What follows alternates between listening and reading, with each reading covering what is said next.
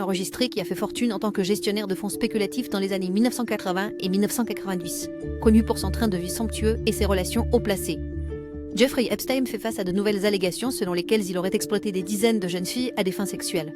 Les victimes recevaient des paiements en espèces si elles pouvaient amener d'autres jeunes filles mineures pour être abusées de la même manière, et c'est ainsi qu'il a continué à augmenter le nombre de nouvelles victimes qu'il avait, et c'est ainsi que...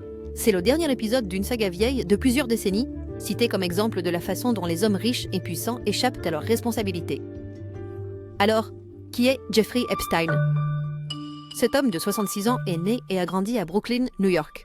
Au début de la vingtaine, il a enseigné la physique et les mathématiques à la Dalton School, une école préparatoire d'élite de Manhattan. Les relations qu'il y a nouées là-bas lui ont valu un poste au sein de la banque d'investissement, Bear Stearns. Il a ensuite ouvert sa propre société financière en 1982, et c'est là qu'il a amassé toute sa fortune. Sa firme n'aurait accepté que des clients valant $1 milliard ou plus. Epstein a tenté de mener une vie privée, mais son travail de gestion de l'argent des personnes très fortunées l'a introduit dans des cercles sociaux extrêmement influents. Il est devenu ami avec l'ancien président Bill Clinton et l'actuel président Donald Trump. Également, le prince Andrew de Grande-Bretagne. Epstein possède 6 résidences, dont une île privée entière dans les Caraïbes et ce manoir d'une valeur de $56 millions.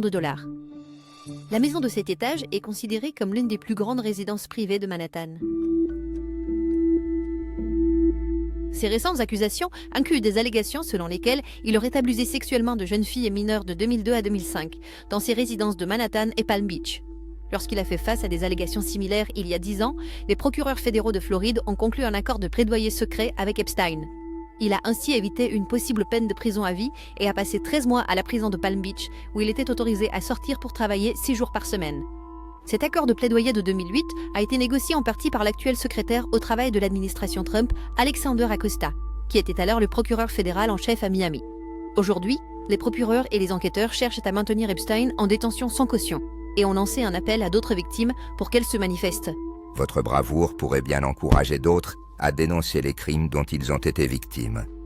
Il est important de rappeler qu'il n'y a jamais eu et qu'il n'y aura jamais d'excuse pour un tel comportement. Epstein pourrait être condamné à une peine allant